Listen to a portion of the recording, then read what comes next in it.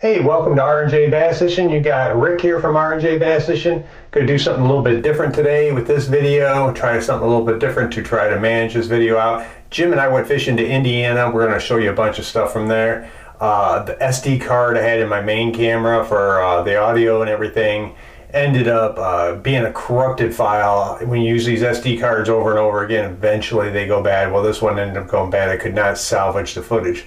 So we're going to try something a little bit different here and talk about the day of fishing and include some of Jim's footage along with some of my footage. I had a couple other cameras going and give you the scenario there. Our idea was to hit Indiana Lake. It was hot summer day, muggy, and we wanted to hit something small, something we can manage, and then hit another body of water pretty close by and do the same thing on that lake. A lot of times people think on these small bodies of water that it's not going to be as pressured as these big lakes. You may not have the jet skiers and the pontooners, but I'll tell you what, you're always going to have fishermen. This small body of water, which I'll probably show you this whole Google Earth view of this thing, this body of water, we had probably about 12 boats down there, and I would say 8 of them were bass fishing besides us. And that's a lot of pressure. But Jim and I were able to piece something together. I mean, we started off early, we had some stained water, not a lot of visibility. We had to figure out a way to get some of these fish to bite, and these fish were pressured. For me, I tried out on a little inlet creek, and that's where we started out at. Neither one of us had a hit for the longest time. We were using power baits, fast movement baits, just different various things like bladed jigs, spinner baits, swim jigs, all kinds of different things, cranks, you name it. What we ended up doing is we both figured out we had to slow it down. The first bite we had was on a little 1/8 ounce jig, and I'll show you some of that footage here as we go. I flipped this out. There's a little log there, just bringing it over the log and bringing this little jig back. Fella pick up, set the hook, bring the fish in, and that was our first clue on what to do for the rest of the day. Sometimes you just need that first bite. First one on a jig. And I'll let you check out some of that footage here. Jim and I are out here. Yeah, that one came on a jig. Fishing some different areas. Jim and I are here in Indiana, and trying a bunch of different baits. We're looking at some really stained water. I mean, you got about 4 or 5 inches of visibility, and there's our first one of the morning, and it came on the old trusty jig. Actually bit both claws off my jig there, and nice little largie. Let me get you out of the sun here. Now working into this, we reached up to a point, and one of the boats down the lake had made a little wave, and it started to roll along the shore there. So when it rolls along the shore, it kicks some stuff up. Jim chucked his little spinnerbait up there. It was the only bite we had on a power bait that day, just because that wave was rolling in. And I mean, he literally got it right on the bank, and whatever it was, it triggered the fish. When that wave rolled in, triggered it in its head, it was time to eat, and he cast that spinnerbait in there at the exact right time. Fish out! Probably in the right exact location, and that was his fish. Rick and I, inland Indiana, trying to figure out the location of these fish. Ricky caught one, finesse jig up tight. This one, I'm literally underhand pitching right next to the shoreline cover. Decent bass.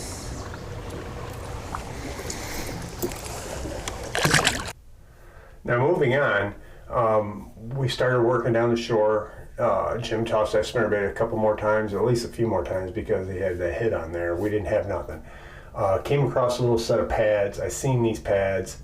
I had that small jig still on there, 1/8 ounce jig. I reached into my compartment, pulled out another finesse rod with a small little creature bait. It's called a destroyer. Pitched up there next to some lily pads, and set the hook on this fish. Felt like a little bit better fish, and it was a better fish. Brought it in. There we go. Hooked up on one on the destroyer here. Nice. Third bass of the morning. Slow pitching, and everything's been decent size for Jim and I so far. It's been an interesting morning, slowly piecing this puzzle together. And This guy hit a mission, I think this is a missile baits destroyer, and he's been caught before too. You can see a little hole in the side of his mouth there. Interesting. He's been beat up there and caught. Let's get him back. That fish out, and you know, that fish itself, he had been caught several times on the side of his face. You know, his mouth was a little bit ripped up, so he had been caught quite a few times. He had been educated with the fishing lures, I think, but that little creature bait with those little tails flipping around, I think I got some footage of that. I'll see if I can throw that up there, what that creature bait looks like throwing it down. But he liked that, and that ended up being a key for Jim and I getting some more bites throughout the day. Now we moved into this back part of this lake. From that aerial view, we had to meander our way through this little shallow channel to get back in there. There was a couple boats that had already been back through there, so they already made their circle around. So we were fishing, you know, behind them, so to speak. And caught a couple short fish. Didn't put those on video. But our next fish Jim caught, he pitched way back in the back of these pads with his lure, and he hooked up on there, and I'll show you some of that footage.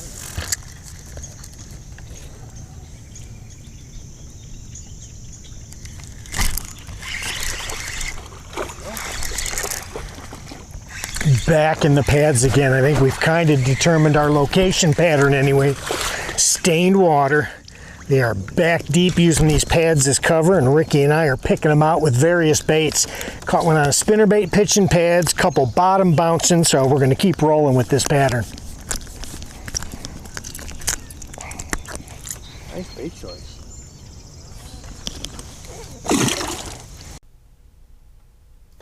Now working down that shoreline a little bit further as we went, there was a tree, there was the outlet creek that would go out of this place, and there was a tree that sort of overhung, gave a little bit of shade. I mean, mind you, it was hot, extremely hot. I was able to pick up my swim jig that I still had on and casted it up there, slipped it up there underneath this tree, and sort of the same scenario with Jim with his spinnerbait. Got it super, super tight to the shore, and it was more of a reaction strike to that bait. So as soon as I casted it up there, that fish gulped it in, and that was the next decent fish for us of the day. So we continued to work down this shore. I had fished this lake many years ago. I told Jim I remember some of the stuff on it. This side that we were fishing wasn't generally the best side of that little back section.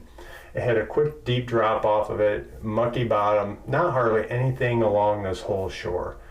Every once in a while you catch a dink along that shore, but nothing really big. Well, this particular time we went down, there was probably a 6-foot branch or twig from a little tree that had come down, and I'll show you that in the video here, as you can see off my other cameras. Pitched my little creature bait up next to that, and sure enough, One tree here all by itself, you know, should be something there. Oh, that's a good one, Jim. I don't know if you want to get the net possibly on this one. We'll see. He's coming with me. He's a good fish.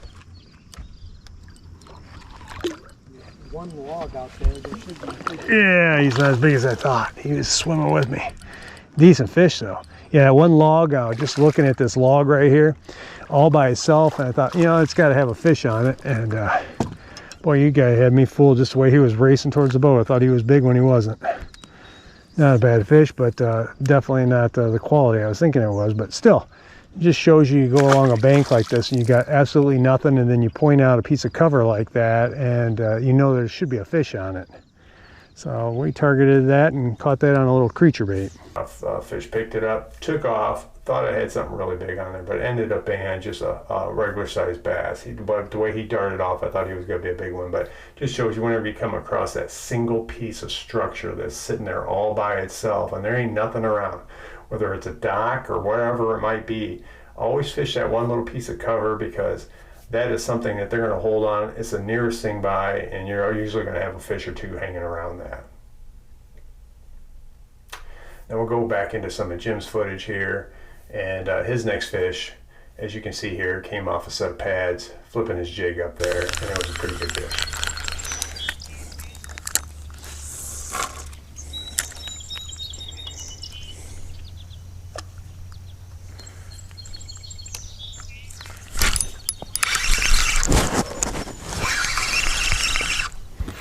we've got this lily pad edge thing figured out. So it's just a matter of pitching baits in front of their faces, and once we do, we're getting bit. This feels like a decent one. Not bad. First jig fish of the day. We've been doing pretty well on plastics. I caught one on a spinnerbait. Here's the first jig fish. Nice. Time for a good old bobolink snack, wouldn't you say, Jim? Yes, kind of a 7th inning stretch here on the lake. Yeah. So Rick and I grabbed a bobolink, get the protein hit, and keep going fishing. Now the next fish that we caught, we worked our way around. I mean, we caught several dinks. Definitely not video worthy.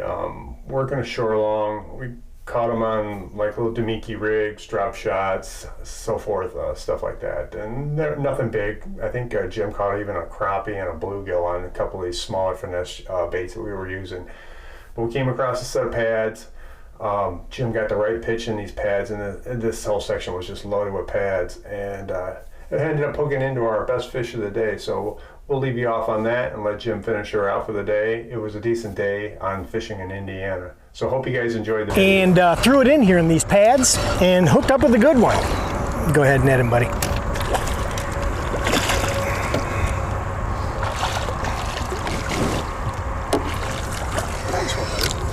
Thank you, sir. Thanks, sir. That's what you want to see.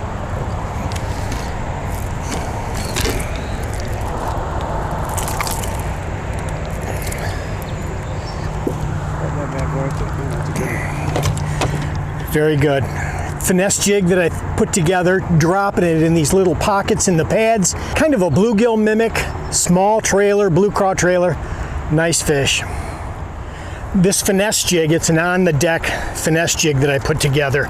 It is a lighter, I think it's a 3/16 chomper's head boss skirt. I've got a double rattle on there. It's a Northland rattle and a smaller blue craw net bait trailer, but finesse seems to be helping us a little bit today. We've been throwing the baby destroyer creature bait, but a little bit of finesse. This finesse jig, a smaller profile, trimmed it up a little more than I normally do with my jigs, but that seemed to be the ticket, and I triggered a good bite. Well, folks, it is, what time, 10:30-ish kind of thing? Rick and I started here about the crack of dawn, and the first 100, 150 yards or so, not much happening. Thought there was going to be a morning bite, maybe some top water, things like that. Not a whole lot happening, but as him and I usually do, we kind of figured it out. Darker water, it's got a stain to it, not sure if it's like a mud or an algae bloom or whatever, but these fish were in the pads, in the edge, close to shore. So once we worked a little bit of bouncing baits, we were pitching missile baby destroyers, little finesse jigs, things like that. Once we figured out where those fish were located, we were able to pop a decent share of them, and some decent quality on these fish too for a small lake like this. So 10:30, 11 o'clock, Rick and I are pulling the plug. We're going to another lake, so hope you picked up a little information on maybe how to get a little closer to shore, a little close air support with those baits, and a little tighter to cover, and we figured them out. Hopefully you picked up a tip or two on that also. So, hey, thanks a bunch for checking out R&J. We'll see you next time.